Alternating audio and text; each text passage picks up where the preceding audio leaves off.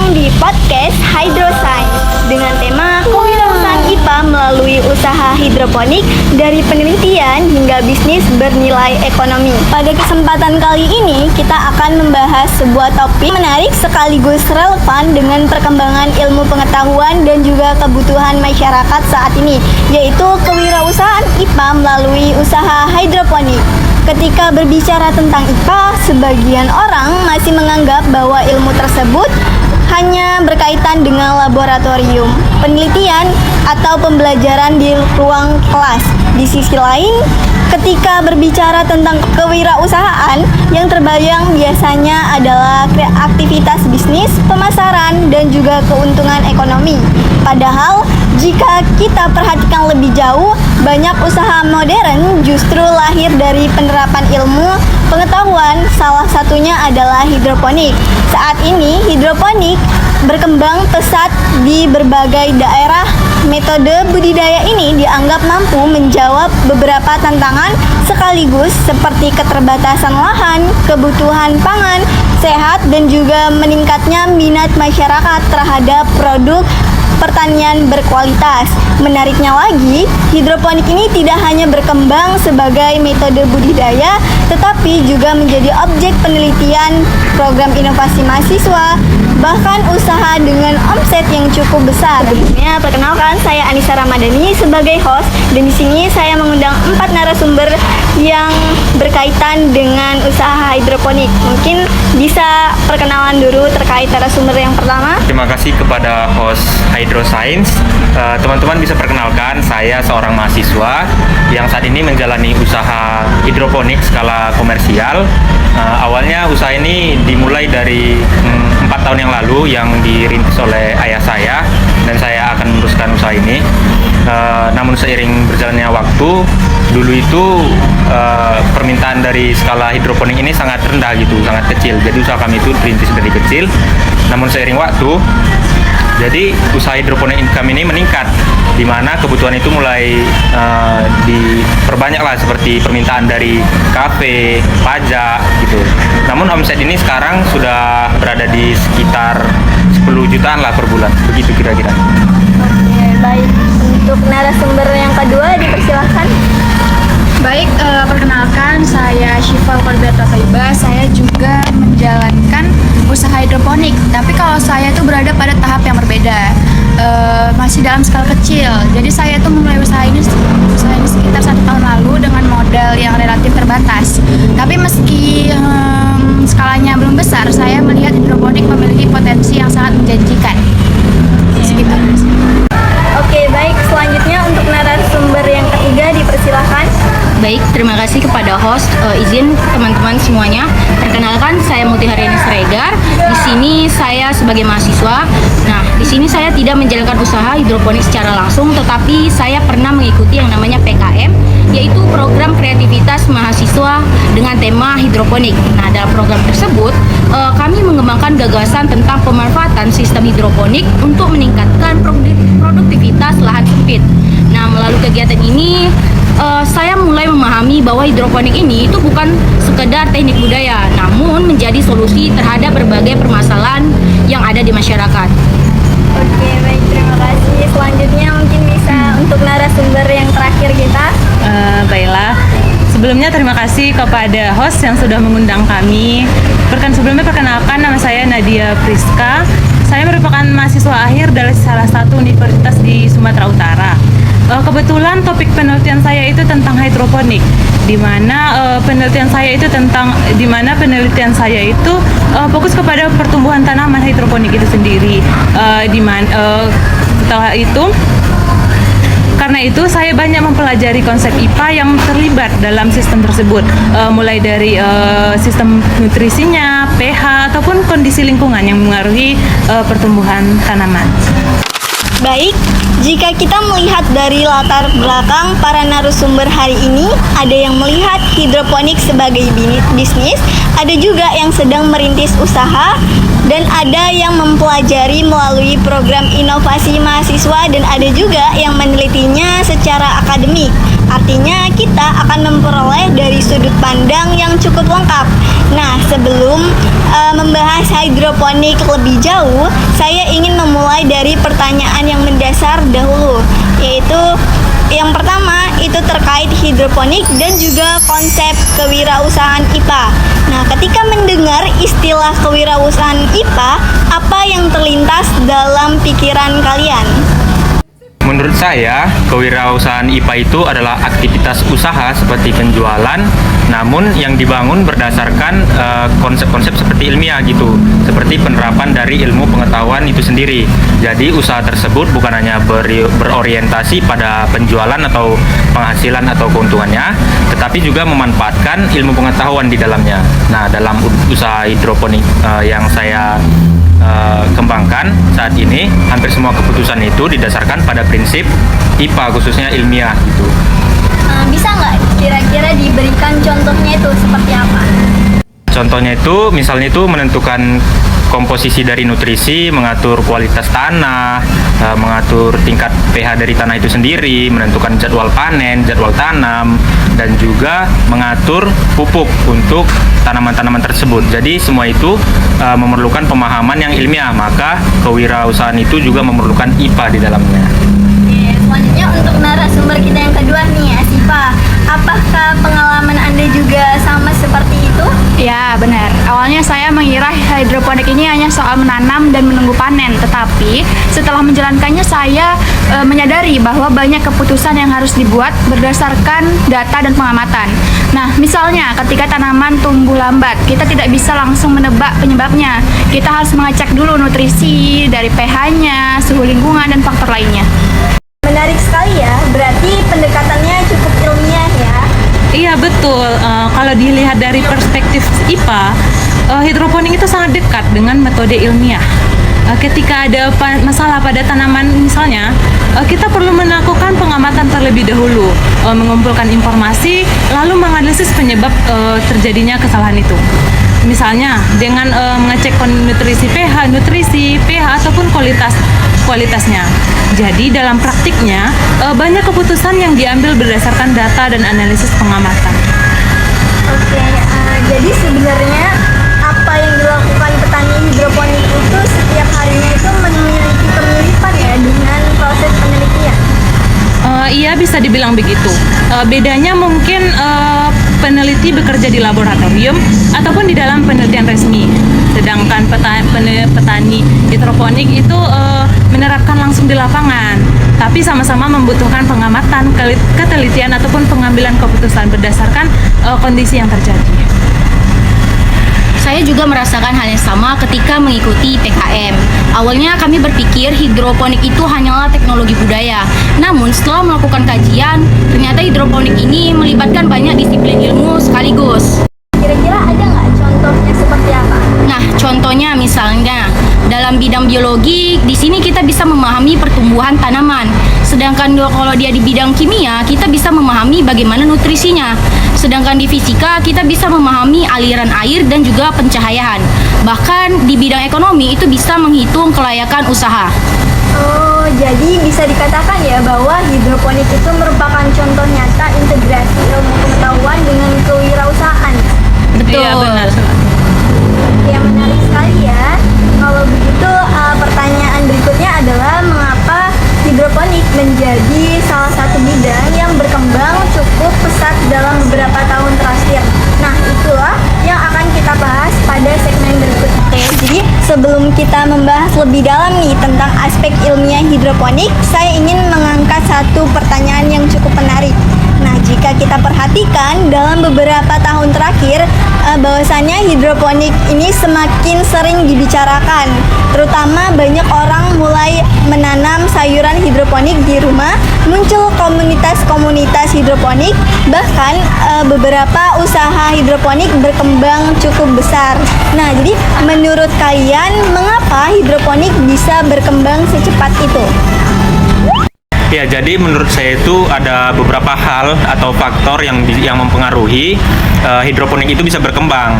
Jadi yang pertama itu ada pola hidup masyarakat gitu. Bagaimana cara masyarakat membeli tanaman, sayur-sayuran, dan juga mengkonsumsinya. Nah, saat ini semakin banyak orang itu peduli terhadap kualitas makan yang mereka konsumsi. Tidak seperti dulu nih. Kalau dulu kadang mereka itu membeli sayuran itu tidak lagi berdasarkan kualitas sayurnya, tapi berdasarkan harganya. Nah, mereka mulai memperhatikan nih sekarang asal-usul makanan tersebut, cara budidayanya, cara bertanamnya, di mana kebunnya, hingga kandungan gizinya. Nah, karena itu sayuran hidroponik menjadi salah satu pilihan bagi banyak masyarakat yang cukup diminati. Oh, jadi bukan hanya soal tanaman saja, tetapi juga ada perubahan perilaku konsumen ya? Ya, betul. Kalau beberapa tahun lalu itu kan biasanya itu seperti ibu-ibu yang ada di sekitaran masyarakat lah contohnya. Dia itu membeli sayur itu berdasarkan harganya. Nah, yang mana yang murah itu mereka beli gitu. Enggak kayak sekarang ini. Kalau sekarang ini kan kebanyakan masyarakat itu membeli sayur berdasarkan nilai gizinya gitu, bukan lagi berdasarkan harganya gitu. Itu sih menurutnya. Saya juga melihat hal yang sama, bahkan pelanggan saya itu sering bertanya, bagaimana sih proses penanamannya? Nah, mereka ingin tahu apakah sayuran tersebut ditanam secara baik dan aman untuk dikonsumsi. Gitu sih. Sangat menarik sekali ya. Nah, kalau dari sisi penelitian dan juga akademik nih, gimana menurut pendapat kalian? Mungkin bisa lebih dulu dari sisi penelitian bagaimana? Kalau menurut saya ya, faktor lainnya itu adalah keterbatasan lahan. Nah, jadi saat menyusun proposal PKM, kami itu menemukan bahwa banyak daerah perkotaan itu mengalami penyempitan lahan produktif. Nah, di sisi lain, kebutuhan pangan ini terus meningkat. Karena itulah hidroponik ini dianggap sebagai salah satu alternatif yang memungkinkan produksi sayuran itu dilakukan di lahan yang relatif sempit. Berarti ada faktor sosial juga ya? Iya, kalau kita lihat di perkotaan itu kan tidak semua orang itu memiliki halaman luas kan. Nah, namun dengan hidroponik ini area yang terbatas juga itu bisa dimanfaatkan untuk budidaya tanaman seperti itu. Nah, kalau dari narasumber yang keempat nih terkait akademi, bagaimana pandangan dari sisi ilmiahnya nih? Kalau menurut saya, dari sisi ilmiah, hidroponik itu berkembang cukup pesat karena sistem ini memungkinkan faktor-faktor pertumbuhan itu bisa dikontrol dengan lebih baik. Misalnya dalam pertanian konvensional, kondisi tanah di setiap tempat itu kan berbeda, jadi mengkontrolnya itu agak susah karena bervariasi.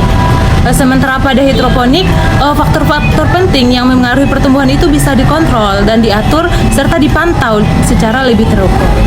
Kira-kira ada nggak contohnya itu seperti apa? Kalau contohnya itu misalnya seperti kualitas air, jumlah nutrisi yang diberikan ataupun tingkat keasaman pH atau pH disebut dengan pH, atau bahkan intensitas cahayanya. Karena faktor-faktor tersebut bisa dikontrol, pertumbuhan tanaman itu akan menjadi lebih mudah dipantau dan dievaluasi apabila ada kemungkinan terjangkit hama. Itu sebabnya hidroponik itu dianggap sebagai salah satu metode budidaya yang lebih efisien dan modern. Jadi hidroponik ini menawarkan efisiensi sekaligus juga kepastian yang lebih tinggi ya? Iya, betul sekali. Dengan pengelolaan yang tepat, risiko kesalahan dalam budidaya itu akan bisa diminimalisirkan. Namun tetap saja diperlukan pemanfaatan dan pemahaman yang lebih baik agar hasil yang didapatkan itu optimal. Oke, sangat menarik sekali ya. Nah, sekarang saya mau bertanya nih kepada narasumber yang pertama kita. Nah, sebagai pelaku usaha yang sudah cukup besar nih, kapan pertama kali Anda itu menyadari bahwa hidroponik ini bisa menjadi bisnis yang sangat serius? Oke, jadi kalau jujur ya, awalnya itu saya itu tidak pernah berpikir gitu akan menjadi pengusaha yang besar gitu. Jadi saya hanya ingin belajar cara bertani, menanam gitu. Namun ketika hasil panen pertama berhasil, beberapa tetangga dan masyarakat terdekat itu mulai tertarik untuk membeli tanaman-tanaman dan sayuran dari hidroponik itu. Kemudian setelah saya mencoba menawarkan ke warung makan, dan ternyata responnya itu cukup baik gitu. Jadi dari situ itu mulai berpikir jika tanaman hidroponik ini pastinya bakal laku nanti ke pajak dan industri yang lebih besar lagi gitu. Pada saat itu berapa jumlah tanaman yang Anda miliki? Kalau pada saat itu jumlahnya itu tergolong sangat sedikit gitu. Mungkin hanya sekitar 100 lubang tanam gitu. Penghasilannya mungkin juga 100 gitu. Kalau dibandingkan sama yang sekarang itu gimana? Nah, kalau sekarang itu jumlahnya udah ribuan sampai puluhan ribuan. Makanya omset kita sekarang sudah sampai ke puluhan juta. Wah, perbedaannya jauh sekali ya. Nah, jadi itulah yang membuat saya tertarik belajar dari narasumber pertama kita ini ya, si Ade. Karena saya masih berada di tahap awal yang pernah dialami beliau dulu. Kira-kira apa tuh tantangan terbesar ketika usaha mulai berkembang? Tantangan terbesarnya ya, jadi menurut saya itu bukan soal cara menanamnya. Justru tantangan terbesarnya itu memiliki permintaan pasar atau pajak yang harus kita penuhi secara konsisten gitu. Maksudnya gimana ya? Jadi maksudnya itu kan, kalau kita menjual ke pelanggan biasa aja, ke masyarakat terdekat atau ke warung terdekat doang, mungkin keterlambatan panen itu masih bisa ditoleransi. Tetapi ketika sudah masuk ke restoran, pajak yang besar, industri yang lebih besar itu, atau toko, kualitasnya itu dan jumlah produknya itu harus stabil gitu, harus konsisten gitu dia. Oke, berarti tantangannya itu sudah bukan hanya budidaya ya, Pak Ade? Ya, betul sekali. Jadi kita itu mulai masuk ke manajemen dari produksinya, distribusinya, hingga ke pelayanan ke pelanggannya langsung. Menarik sekali ya. Jadi karena banyak orang yang menganggap bahwa usaha hidroponik ini bukan hanya soal menanam sayuran saja, padahal ternyata ketika skalanya ini membesar, aspek manajemen juga semakin kompleks. Dan disinilah hubungan antara IPA dan kewirausahaan menjadi sangat jelas. Ilmu IPA itu kan membantu menghasilkan produk yang berkualitas, sementara ilmu kewirausahaan itu membuat hasil produk itu memiliki nilai ekonomi dan dapat diterima di pasar. Jadi keduanya ini tidak bisa dipisahkan ya? Tidak bisa. Jika hanya menguasai menguasai budidaya ini, tetapi tidak menguasai nilai pasar, usaha akan sulit berkembang. Sebaliknya, jika hanya memahami bisnis tetapi tidak memahami proses budidaya, kualitas produk itu bisa menurun. Oh, berarti sangat menarik sekali ya. Berarti keberhasilan usaha hidroponik ini tidak hanya ditentukan oleh kemampuan menjual saja, tetapi juga oleh kemampuan memahami ilmu yang mendasarinya. Nah, setelah kita membahas mengapa hidroponik menjadi peluang bisnis yang menarik, pada segmen berikutnya kita akan masuk ke inti pembahasan IPA. Kita akan membahas bagaimana fotosintesis, nutrisi tanaman, pH, osmosis, dan juga berbagai konsep IPA lainnya itu berperan langsung dalam keberhasilan usaha hidroponik ini. Jadi pada pembahasan sebelumnya kita sudah membahas terkait bagaimana hidroponik ini berkembang menjadi peluang bisnis yang cukup menjanjikan. Namun karena tema utama kita adalah kewirausahaan IPA, maka kita perlu memahami satu hal penting, yaitu mengapa usaha hidroponik ini sangat erat kaitannya dengan ilmu pengetahuan alam. Mungkin untuk narasumber yang keempat kita mungkin bisa dijelaskan terlebih dahulu nih, karena dia kan meneliti terkait tentang skripsi hidroponik ini. Kalau kita melihat hidroponik secara ilmiah, sebenarnya sistem ini merupakan penerapan berbagai konsep IPA secara langsung. Saat kita mengelola hidroponik, kita tidak hanya menanam lalu menunggu hasil panen, tetapi kita perlu memahami bagaimana pertumbuhannya, faktor-faktor apa saja yang memengaruhinya. Dalam suatu instalasi itu, kita bisa menemukan berbanyak konsep IPA di dalam hidroponik itu. Ada konsep IPA, ada konsep biologi, fisika, kimia, ataupun konsep-konsep lainnya. Jadi bisa dibilang hidroponik ini merupakan salah satu contoh penerapan ilmu IPA yang paling dekat dengan kehidupan sehari-hari. Karena itulah hidroponik ini sering kali dijadikan sebagai contoh pembelajaran IPA yang kontekstual. Oke, sangat menarik sekali ya. Mungkin kita bisa mulai dengan konsep yang paling dikenal yaitu fotosintesis gitu. Nah, sebenarnya apa sih hubungan fotosintesis ini dengan hidroponik? Kalau berbicara tentang hidroponik, fotosintesis itu sebenarnya menjadi salah satu proses yang paling penting. Meskipun tanaman itu bukan ditanam di tanah langsung, tetapi mereka tetap membutuhkan cahaya matahari, air, dan karbon dioksida untuk menghasilkan makanan. Nah, proses pembentukan makanan inilah yang kita dikenal dengan fotosintesis. Melalui fotosintesis ini juga tanaman itu menghasilkan glukosa yang digunakan sebagai sumber energinya untuk tumbuh dan berkembang. Jadi melalui fotosintesis tanaman itu akan menghasilkan yang namanya glukosa yang digunakan sebagai sumber energi untuk pertumbuhan tanaman. Jadi tanpa fotosintesis tanaman hidroponik ataupun tanaman yang ditanam secara konvensional tidak akan dapat tumbuh dengan optimal. Oh, jadi meskipun kita menggunakan teknologi hidroponik nih, tanaman itu tetap bergantung pada fotosintesis. Betul, hidroponik itu tidak hanya menggantikan fungsi tanah sebagai penyedia unsur hara tanah, tetapi proses fisiologi tanaman itu akan berlangsung seperti biasa. Nah betul, jadi hal itu juga sangat terasa dalam praktik usaha. Misalnya itu dalam kondisi cuaca hujan dan intensitas dari cahaya itu pasti berkurang, menurun gitu. Jadi biasanya pertumbuhan tanaman juga menjadi lebih lambat gitu dibandingkan ketika cuaca sedang cerah gitu, tidak ada dilanda hujan gitu. Oh, berarti kondisi lingkungan ini tetap mempengaruhi dari hasil panen ya? Ya, tentunya sangat mempengaruhi. Jadi karena itu kita itu selalu memperhatikan lokasi dan juga pencahayaan dari instalasi hidroponik kami, gitulah dia. Saya juga pernah mengalami hal sama. Awalnya saya menempatkan instalasi di area yang terlalu teduh. Akibatnya tanaman tumbuh lebih lambat dan ukuran daunnya itu lebih kecil. Oh, sangat menarik ya.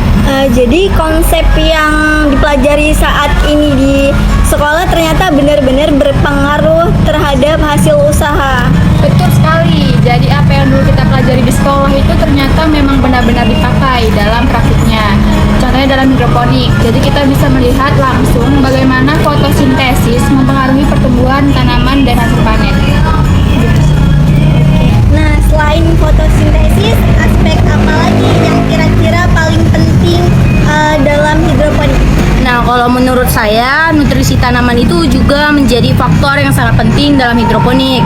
Karena di sini tanaman itu tidak ditanam di tanah. Jadi semua unsur hara yang dibutuhkan itu harus diberikan melalui larutan nutrisi. Makanya pengelolaan nutrisi ini menjadi salah satu hal yang sangat menentukan keberhasilan budidaya hidroponik. Kira-kira apa saja yang sering disebut AB mix gitu ya? Betul, AB mix itu merupakan nutrisi yang paling umum yang digunakan dalam hidroponik. Kira-kira apa saja kandungan di dalamnya? Nah, untuk di dalam AB mix ini terdapat berbagai unsur hara yang dibutuhkan tanaman, baik unsur hara makro maupun unsur mikro. Nah, untuk unsur makro ini ada nitrogen, fosfor, kemudian kalium, kalsium, dan juga magnesium dan juga sulfur yang dibutuhkan dalam jumlah yang lebih banyak. Nah, sedangkan unsur mikro dia itu seperti besi, mangan, seng, boron, tembaga, dan molibdenum dibutuhkan dalam jumlah sedikit, tetapi dia tetap penting untuk mendukung pertumbuhan tanaman. Kira-kira kenapa unsur-unsur tersebut itu penting? Karena masing-masing unsur itu memiliki peran yang berbeda dalam pertumbuhan tanaman. Misalnya nitrogen yang disebutkan tadi, nitrogen. Nah, itu nitrogen itu berperan dalam pertumbuhan daun sehingga tanaman itu bisa tumbuh lebih subur. Sedangkan fosfor itu penting untuk perkembangan akar dan membantu proses pembentukan energi pada tanaman. Sementara kalium itu berfungsi untuk menjaga kualitas tanaman serta meningkatkan ketahanannya terhadap berbagai kondisi lingkungan. Jadi kalau salah satu unsur itu tidak tersedia atau dalam jumlah yang kurang, pertumbuhan tanaman itu bisa terganggu. Oke, berarti kalau salah satu unsur tidak tersedia itu pertumbuhan tanaman akan terganggu ya? Iya, benar sekali. Bahkan setiap unsur yang kurang biasanya akan menunjukkan gejala yang berbeda pada tanaman. Jadi dari kondisi tanaman kita sering bisa mendapatkan petunjuk tentang unsur-unsur apa saja yang sedang kurang gitu. Kira-kira apa saja contohnya? Contohnya misalnya kalau tanaman itu kekurangan nitrogen, biasanya daun-daunnya itu akan mulai menguning. Nah, kalau tanaman itu kekurangan fosfor, akar tanaman itu tidak akan berkembang secara optimal. Sementara itu kekurangan kalium, sering terlihat dari bagian tepi daun yang mengering ataupun tampak rusak. Jadi dari gejala-gejala itu kita bisa mendapat gambaran tentang unsur hara apa yang kurang bagi pertumbuhan tanaman itu. Iya betul tentunya. Jadi dalam usaha hidroponik itu kemampuan mengenali gejala-gejala seperti itu sangat penting karena semakin cepat masalah ini diketahui, maka semakin cepat pula kita melakukan atau memberikan tindakan ke dalam tanaman hidroponik itu. Gitu. Oh, berarti pemilik usaha hidroponik itu harus memahami fisiologi dari tanaman itu ya? Ya harus. Jadi minimal memahami dasar-dasarnya lah. Karena keputusan yang bisa kita ambil itu setiap hari itu berkaitan langsung dengan kondisi dari tanaman hidroponik itu gitu. Selanjutnya kita kan sering mendengar tuh istilah terkait pH. Nah, mengapa pH itu begitu penting gitu dalam hidroponik ini? Oke, jadi karena pH itu sangat mempengaruhi penyerapan nutrisi oleh tanaman. Jadi meskipun nutrisi yang diberikan sudah cukup, tanaman tuh belum tentu bisa menyerapnya dengan baik jika pH larutannya tidak sesuai. Nah, pH sendiri merupakan ukuran yang menunjukkan tingkat keasaman atau kebasahan suatu larutan. Gitu sih. Kira-kira apa yang terjadi jika pH tersebut itu tidak sesuai? Oke, jadi kalau pH-nya tidak sesuai, nutrisi yang ada di dalam larutan itu jadi tidak bisa dimanfaatkan dengan baik oleh tanaman. Akibatnya, tanaman bisa terlihat seperti kekurangan nutrisi, padahal sebenarnya nutrisinya itu ada, tapi hanya saja penyerapannya tidak optimal. Jadi tanaman itu bisa kekurang nutrisi walaupun nutrisinya itu banyak. Benar sekali. Jadi karena masalahnya bukan cuma nutrisi, tetapi kemampuan tanaman menyerapnya. Oke, nah kira-kira dari narasumber kita yang pertama nih, Pak Ade, apakah pernah mengalami masalah seperti itu? Ya pernah. Jadi gini. Pada awal usaha kami itu kami pernah gitu tidak memperhatikan pH tanahnya. Jadi pH tanahnya itu ternyata tidak bagus gitu. Jadi akibatnya beberapa tanaman itu menunjukkan pertumbuhan yang kurang baik. Setelah dilakukannya pengukuran pH, ternyata pH larutannya itu sangat rendah gitu, sangat tingkat keasamannya itu tinggi gitu. Kira-kira apa yang kalian lakukan gitu kalau misalnya terjadi seperti itu? Kami melakukan penyesuaian pH terlebih dahulu secara bertahap sampai kembali ke kisaran yang sesuai. Nah, setelah itu kondisi tanaman tuh akan mulai membaik. Jadi alat ukur juga sangat penting ya dalam hidroponik ini. Tentunya sangat penting. Jadi kami itu menggunakan alat ukur dan juga TDS sekaligus itu untuk memantau kondisi dari larutan nutrisinya gitu. Oke, jadi usaha hidroponik ini tidak hanya mengandalkan pengalaman juga, tetapi juga ada data ya? Iya, juga ada data gitu tentunya, betul sekali lah. Oke, nah jadi tadi tuh sempat kita sebutkan nih terkait osmosis. Nah, kira-kira apa kaitannya dengan hidroponik? Kalau kita bicara tentang bagaimana tanaman itu mendapatkan air dan nutrisi, disitulah osmosis berperan. Nah, osmosis itu adalah proses perpindahan air dari yang konsentrasinya rendah itu ke yang tinggi. Dalam hidroponik, proses ini membantu akar untuk menyerap air dan nutrisi yang ada di dalam larutan sehingga tanaman bisa tumbuh dengan optimal. Nah, kira-kira kenapa konsep ini tuh penting? Karena keseimbangan nutrisi itu sangat memengaruhi kemampuan tanaman dalam menyerap air. Kalau konsentrasinya nutrisinya terlalu tinggi, tanaman justru akan kesulitan saat menyerap air yang dibutuhkannya. Akibatnya pertumbuhannya bisa terganggu. Berarti kalau terlalu banyak nutrisi itu berarti tidak selalu baik ya? Iya betul. Tapi banyak orang yang mengira bahwa semakin banyak nutrisi itu tanaman akan semakin subur, semakin baik. Padahal tidak selalu begitu. Dalam hidroponik, yang paling penting itu adalah keseimbangan. Tanaman itu membutuhkan nutrisi, namun harus dalam jumlah yang sesuai. Oke, menarik sekali ya. Kira-kira bagaimana dengan transpirasinya? Kalau transpirasi itu bisa dibilang seperti proses alami yang membantu tanaman itu untuk mendistribusikan air dan nutrisi itu ke dalam tubuh tanaman itu. Proses ini terjadi ketika air itu menguap melalui yang namanya bagian tumbuhan yaitu stomata pada daun. Nah, meskipun terlihat sederhana, perannya cukup penting untuk mendukung pertumbuhan tanaman. Oke, sebenarnya itu ada hubungan terkait antara akar, batang, dan juga daun. Benar sekali, semua bagian tanaman itu saling terhubung. Akar dia menyerap nutrisi, batang dia menyalurkan, lalu daun yang berfungsi untuk menjalankan berbagai proses penting. Jadi tanaman itu bekerja sebagai suatu sistem yang saling terhubung. Nah, karena itu ketika cuaca sangat panas, kebutuhan air tanaman itu biasanya meningkat. Ya benar ini. Jadi jika tidak diperhatikan, tumbuhan itu, hidroponik itu bisa mengalami stres. Jadi pertumbuhannya itu bisa terganggu. Gitu. Oke, jadi dari semua penjelasan tadi tuh saya mulai memahami gitu bahwasannya hidroponik ini bukan sekedar menanam sayuran saja gitu. Nah, kira-kira menurut kalian apakah hidroponik ini bisa menjadi media pembelajaran? Sangat bisa menurut saya. Bahkan hidroponik itu merupakan satu contoh yang terbaik yang bisa dipraktekkan di dalam pembelajaran IPA. Kira-kira mengapa demikian? Karena di sini siswa mampu melihat secara langsung bagaimana konsep-konsep IPA itu bekerja dalam sistem hidroponik ini. Mereka tidak hanya menghafal teori, tetapi juga melihat penerapannya. Nah, hal itu juga yang saya rasakan sendiri saat menjalani PKM. Itu banyak konsep yang sebelumnya itu hanya dipelajari di kelas, itu menjadi lebih mudah dipahami ketika kita terapkan secara langsung. Oke, jadi hidroponik ini tidak hanya menghasilkan sayuran, tetapi juga dapat diintegrasikan dalam pembelajaran. Benar, dan itulah alasan kenapa hidroponik ini sangat relevan dalam konteks ilmu pengetahuan alam. Oke, sangat menarik sekali ya. Jadi dari pembahasan kita ini dapat melihat bahwasannya keberhasilan usaha hidroponik sangat bergantung pada pemahaman konsep-konsep ilmu IPA. Sebelum mengakhiri diskusi ini, saya ingin nih meminta satu pesan singkat dari masing-masing narasumber yang berhadir pada kesempatan kali ini.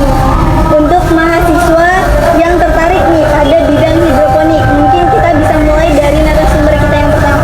Baik, terima kasih kepada host dan nasihatnya untuk anak muda lainnya seperti mahasiswa. Di sini jangan takut untuk memulai apapun dari hal kecil karena kegagalan itu adalah tidak memulai sama sekali. Mungkin selanjutnya bisa untuk narasumber yang kedua. Oke, pesan dari saya untuk mahasiswa, jangan takut gagal karena kegagalan adalah bagian dari proses belajar dalam berwirausahaan. Oke, selanjutnya untuk narasumber kita yang ketiga. Baik, manfaatkan kreativitas dan kesempatan yang ada selama kita menjadi mahasiswa. Jadi banyak ide besar itu lahir dari lingkungan kampus kita. Oke, yang terakhir nih narasumber kita yang keempat. Pesan dari saya, jangan hanya menghafal konsep, tapi cobalah untuk memahami dan menerapkannya dalam kehidupan nyata. Oke, sangat bagus sekali ya pesan dan kesan yang diberikan dari narasumber kita pada hari ini. Nah, itu bisa menjadi penyemangat untuk mahasiswa terkait hidroponik ini. Nah, saya juga ingin mengucapkan terima kasih. Dari diskusi ini kita dapat melihat bahwasannya hidroponik itu bukan hanya metode budidaya tanaman saja, tetapi juga sebagai contoh nyata bagaimana ilmu pengetahuan dapat diterapkan untuk menciptakan solusi, inovasi, dan juga peluang ekonomi. Oke, tidak terasa bahwa kita sudah sampai di penghujung podcast Hydroscience. Hari ini kita telah membahas hidroponik dari berbagai macam perspektif, mulai dari bisnis, penelitian, inovasi mahasiswa, hingga kajian ilmiah. Nah, kita belajar bahwa keberhasilan usaha hidroponik itu tidak hanya ditentukan oleh kemampuan berwirausaha, tetapi juga pemahaman konsep-konsep IPA seperti fotosintesis, nutrisi tanaman, pH, osmosis, dan juga faktor lingkungan. Nah, kita juga bisa melihat bahwa hidroponik ini memiliki potensi yang besar sebagai sarana pembelajaran, juga penelitian, inovasi, serta peluang usaha yang emang relevan dengan kebutuhan masyarakat saat ini. Semoga diskusi ini itu dapat memberikan wawasan baru dan juga inspirasi bagi teman-teman untuk melihat bahwa ilmu pengetahuan itu bukan hanya dipelajari tapi juga dapat menjadi dasar lahirnya solusi dan juga peluang yang bermanfaat bagi masyarakat. Saya mengucapkan banyak terima kasih kepada seluruh narasumber yang telah memberikan waktu dan kesempatannya dan juga telah berbagi pengalaman dan pemikirannya. Saya selaku host dari podcast Hydroscience pamit undur diri. Wabillahi taufiq wal hidayah. Wassalamualaikum warahmatullahi wabarakatuh. Waalaikumsalam warahmatullahi wabarakatuh.